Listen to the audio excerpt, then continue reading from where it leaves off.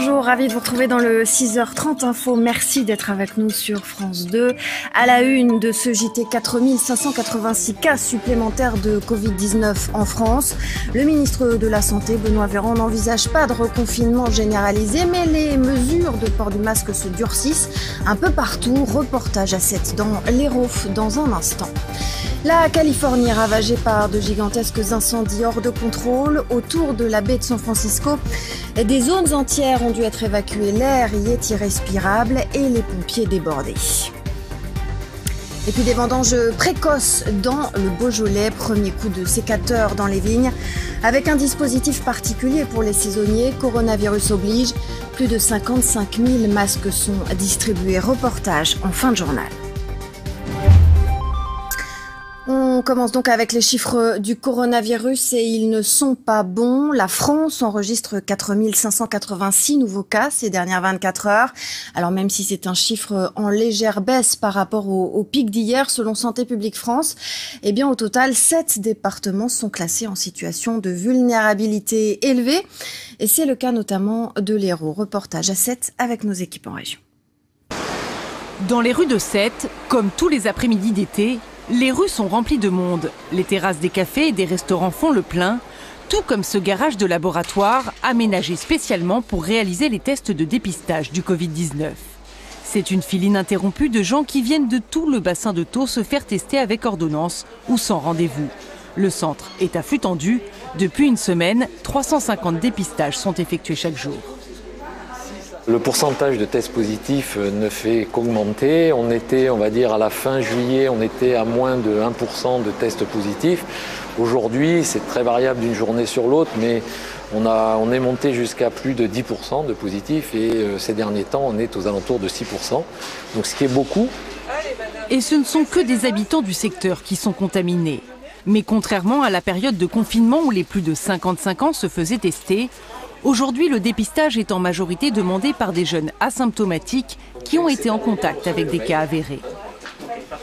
Des signes cliniques ? Non ? Des symptômes ?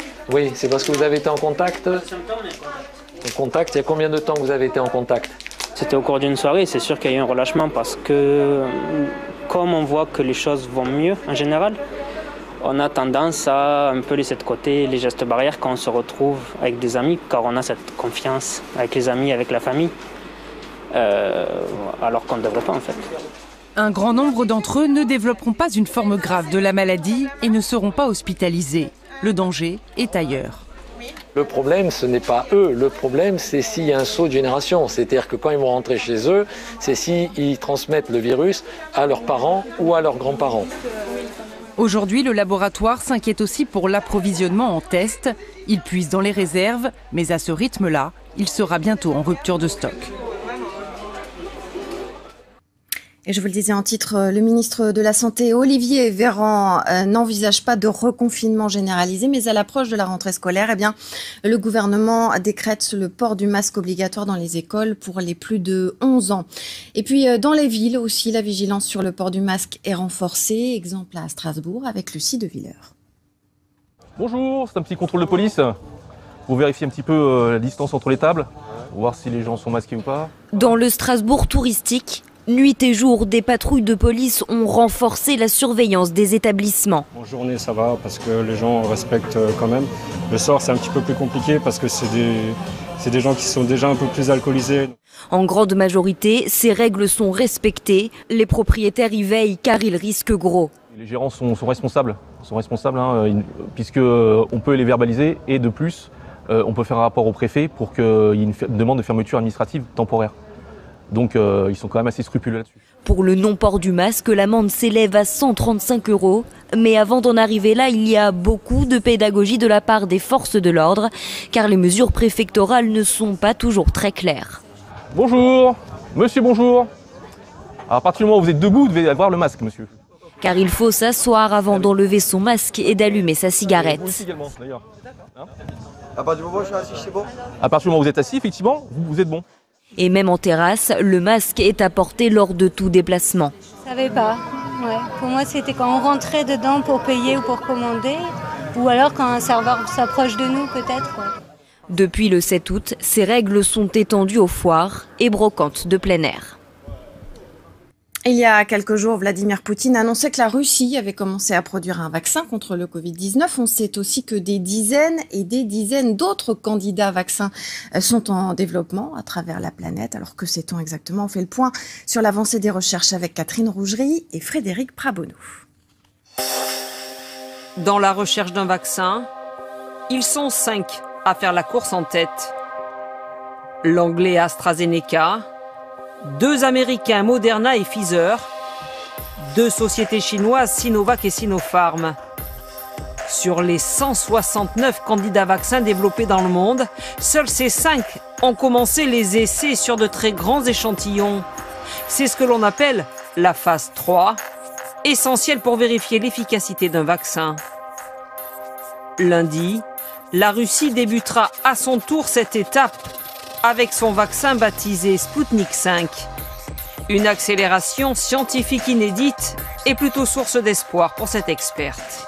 Très peu de vaccins ont une efficacité de 100%, mais même si l'efficacité est de 50%, si on réduit par 2 le nombre d'infections, et en particulier d'infections sévères nécessitant une hospitalisation, ça sera déjà un succès très important. Il reste cependant beaucoup de chemin à parcourir. Comprendre notamment comment agit ce virus qui a la capacité de déjouer nos défenses immunitaires. Alors, la récente annonce des Russes? À mon avis, c'est une déclaration politique. Pour l'instant, sur le plan scientifique, nous attendons de voir ce qu'il vaut. Même prudence avec les autres laboratoires, malgré les centaines de recherches en cours. Est-ce qu'on peut avoir l'assurance que nous disposerons dans un proche avenir d'un vaccin efficace? Non, puisque jusqu'à présent, on n'a pas réussi à vacciner contre aucun coronavirus humain. L'Union européenne a d'ores et déjà réservé plus d'1,2 milliard de doses d'un potentiel vaccin auprès de 4 sociétés. Dans l'actualité également, la révélation de Monique Olivier. Il y a 17 ans, Michel Fourniret aurait bien séquestré et tué Estelle Mouzin. Interrogée depuis mardi dans le bureau de la juge, Sabine Kéris, l'ex-épouse du tueur en série, a précisé le lieu et le mode opératoire. Des traces d'ADN de la fillette de 9 ans ont aussi été retrouvées sur un matelas dans la maison de la sœur de Michel Fourniret. Et puis des tags inscrits sur le centre de la mémoire d'Oradour-sur-Glane en Haute-Vienne. Oradour-sur-Glane, c'est ce village martyr de la Seconde Guerre mondiale.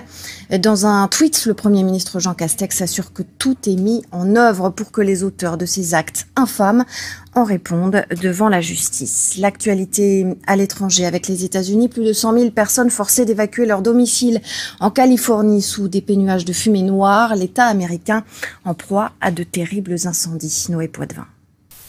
Les flammes n'ont rien laissé sur leur passage.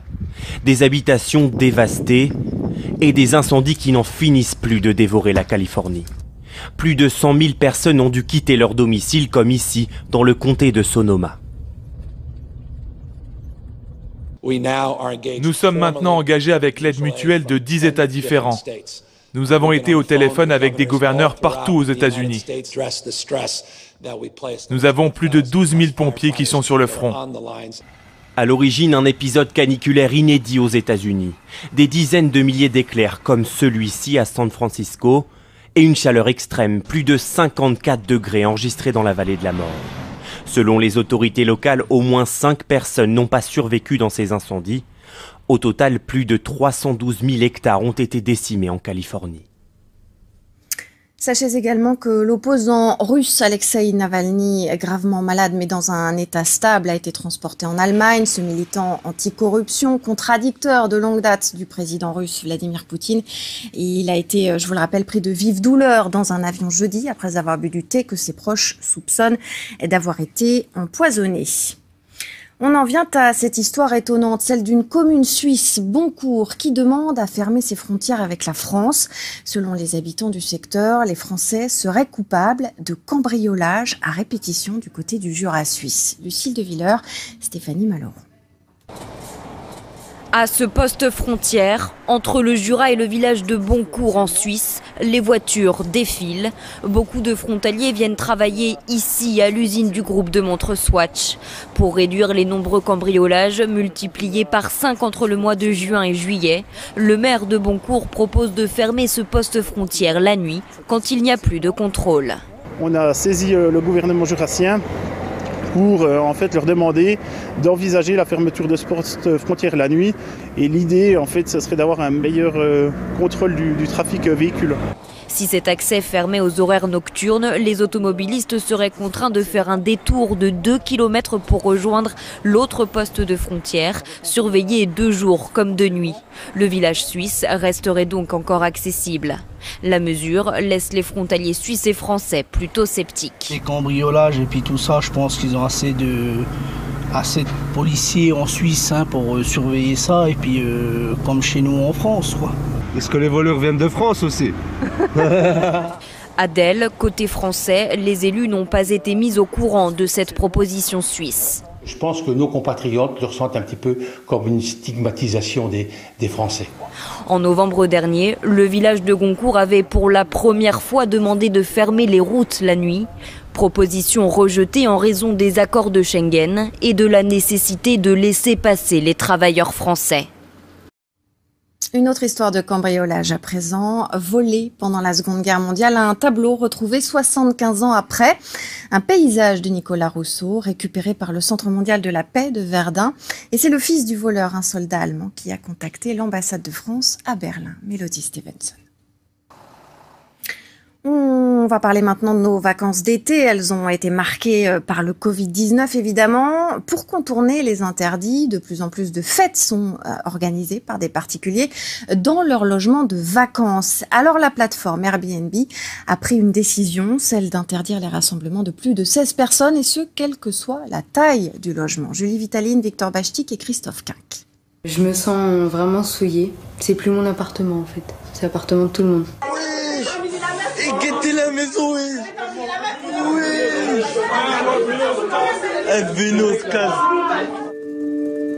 Une télévision fissurée, un parquet ravagé par de l'alcool et de l'huile. C'est une tornade qui semble être passée dans le logement d'Anissa. En réalité, un saccage orchestré par des jeunes de son quartier. Lors de la réservation, cette propriétaire est dupée par une adolescente. Moi, je m'attendais à une famille qui venait pour un petit séjour à Disneyland. Et au final, je me suis retrouvée avec 60 mineurs majeurs dans l'appartement. Louer des logements sur Internet pour y organiser des fêtes, une pratique régulière sur les sites de location entre particuliers. Face à la fermeture des établissements de nuit, de plus en plus de fêtards passent par cette méthode. Les voisins sont souvent les premiers à subir les nuisances, comme dans cette copropriété parisienne, envahie 3 nuits de suite par une centaine de personnes. J'ai entendu des bruits vers 21h au début et puis toute la nuit jusqu'à 5h du matin. Pas mal de bruit, 20 boîtes de nuit quoi. J'entendais des gens qui passaient dans la rue, qui rentraient à l'intérieur. Airbnb tente de lutter contre ces dérives. La plateforme vient d'annoncer de nouvelles mesures. Les fêtes sont désormais interdites pour toute future réservation. La capacité d'occupation des logements Airbnb sera limitée à 16 personnes. En plus de ces mesures, en France, la multinationale surveille aussi les réservations des moins de 25 ans. Sans un nombre suffisant de commentaires positifs, impossible de louer un logement trop près de leur domicile. À leur niveau, les propriétaires peuvent prévenir les débordements. Avant la location, la première chose à faire, c'est de savoir à qui vous louez. Donc demandez bien une pièce d'identité officielle à l'occupant, à votre locataire, vous saurez exactement qui occupe les lieux.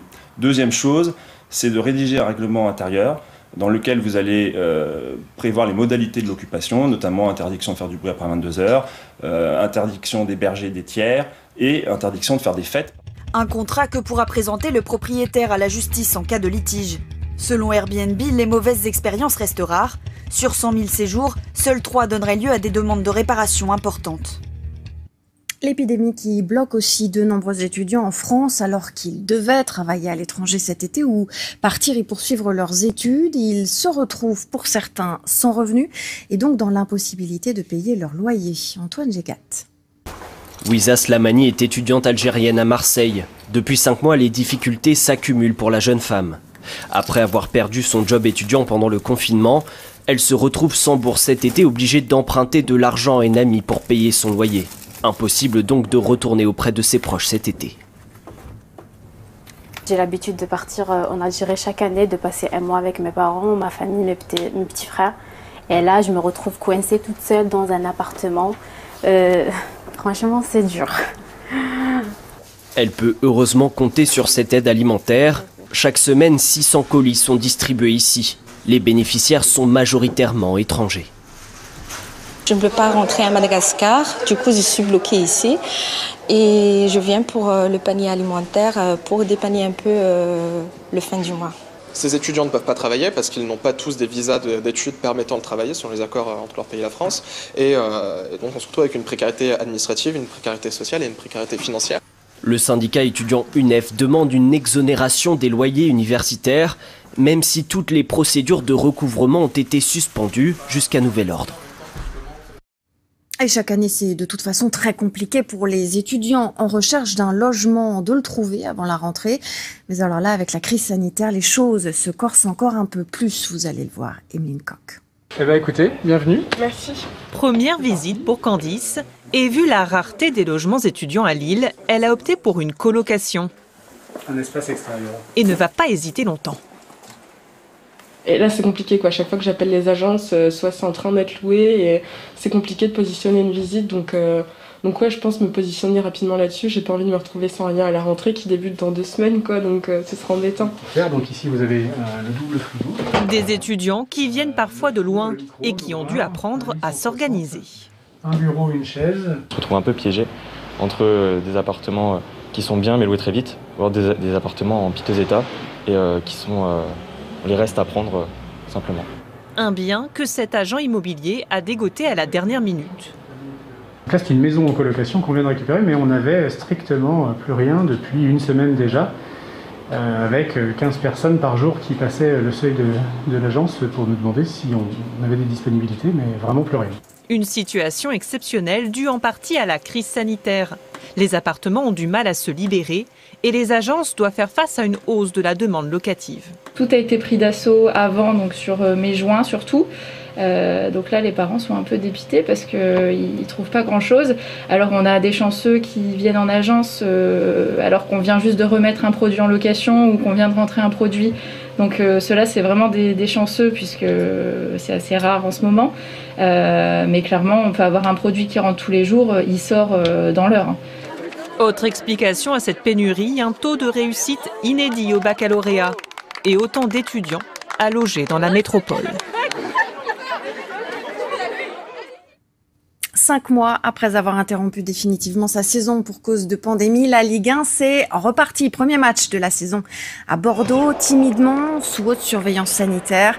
Les Girondins vite réduits à 10 face à Nantes pour un match nul, 0-0 donc dans un stade où la jauge des 5000 spectateurs n'a même pas été atteinte. Le coup d'envoi de la finale de Ligue des Champions PSG Bayern Munich, ce sera demain à 21h à Lisbonne, avec un peu partout en France, en tout cas un dispositif de sécurité renforcé, en particulier à Paris et à Marseille, pour éviter les incidents comme ceux qui avaient suivi la victoire en demi-finale le 18 août. Sophia Dolé. À Paris ce dimanche, il n'y aura pas de fan zone. La mairie de la ville l'a confirmé, il serait impossible de gérer de façon sanitaire de tels rassemblements. Écoutez, c'est vraiment une très mauvaise idée la fan zone, parce que c'est encore une incitation au regroupement, à des grands regroupements qui ne peuvent évidemment que appeler d'autres groupements autour pour essayer de venir et de rejoindre la fan zone.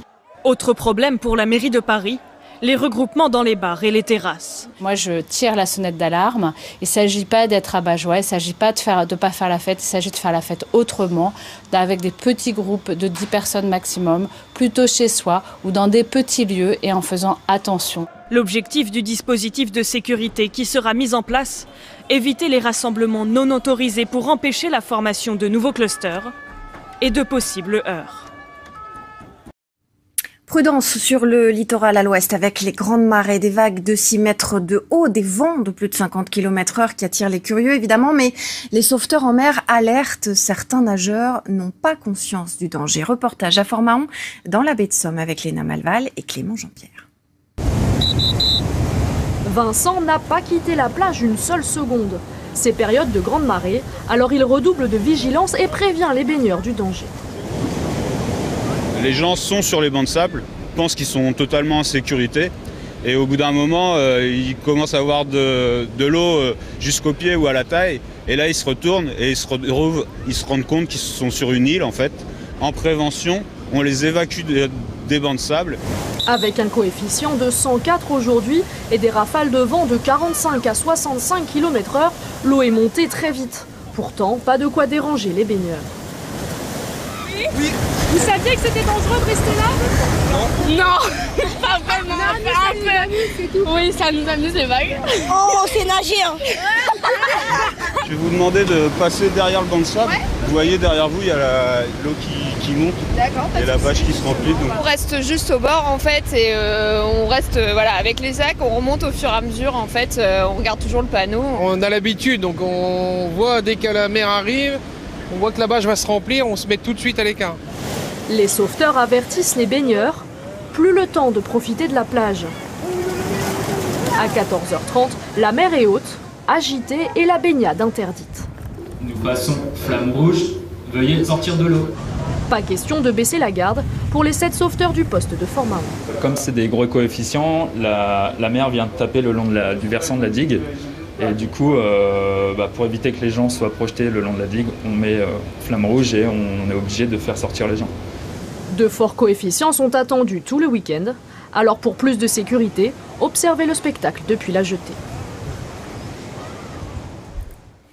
Le Beaujolais lance ses vendanges, elles sont précoces d'ailleurs cette année et avec la crise sanitaire, un dispositif unique a été mis en place dans les vignes pour les 25 000 saisonniers. Valérie Benaïs. Qui est sur ce rang là? Il est fait? Mais il reste une grappe là?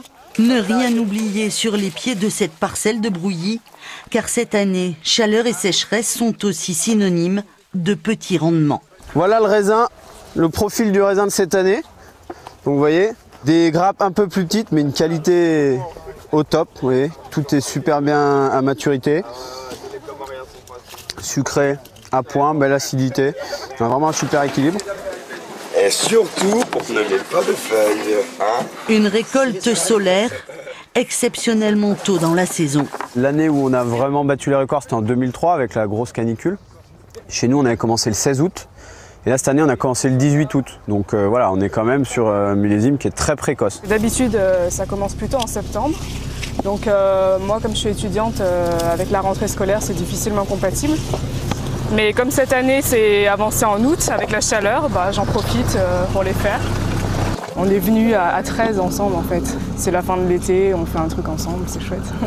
C'est rigolo, mais ça fait mal au dos. Mais en vrai, on a une bonne équipe. Ça fait un jour que je suis arrivé. Et j'ai l'impression de connaître tout le monde. On verse son seau et on va boire un coup. Une joyeuse troupe d'une trentaine de jeunes. Il y a de l'eau fraîche sur la table. Chacun son verre. Ne pas se mélanger les gobelets, c'est une des consignes sanitaires de l'été. À table, dans les vignes, le viticulteur multiplie les rappels à l'ordre. Et on garde ses distances. Rien, toutefois, qui n'entame l'esprit convivial de ces vendanges 2020. C'est un remède bien connu de la médecine traditionnelle en Asie, la bile d'ours. Elle est prélevée directement sur des ours vivants. En Chine, par exemple, les autorités recommandent d'en prendre contre le coronavirus. Les associations de défense des animaux montent évidemment au créneau. Reportage de Justine Jankowski. C'est la potion magique de l'Asie. Liquide ou en poudre, vantée dans ses publicités pour soigner les bronchites, le cholestérol ou éliminer les toxines, la bile d'ours est depuis des millénaires la star de toutes les pharmacies asiatiques. Mais pour extraire ce soi-disant remède miracle, les mammifères sont prisonniers de ces cages. Comme ici, dans la plus grande ferme à ours en Corée du Sud. 120 plantigrades dans des conditions d'hygiène alarmantes. En Corée, cette maltraitance est légale. Il faut que le gouvernement mette fin aux fermes à ours, particulièrement en ces temps de coronavirus où il est important de respecter la vie sauvage. 20 000 ours seraient en captivité dans les élevages asiatiques. En Corée du Sud, comme ici en Chine, les fermes à ours sont loin d'être interdites. Depuis le début de la pandémie de Covid-19, Pékin préconise ce médicament pour ses propriétés anti-Covid-19. Son deuxième ingrédient, c'est de la bile d'ours. Tout de suite sur France 2, votre télématin avec Damien Thévenot et Dorothée Lachaud. Vous pouvez aussi passer sur le canal 27 de la TNT. Je vous y attends, la matinale week-end. C'est jusqu'à 10h. Excellent samedi à vous sur France 2 et sur les chaînes de France Télévisions.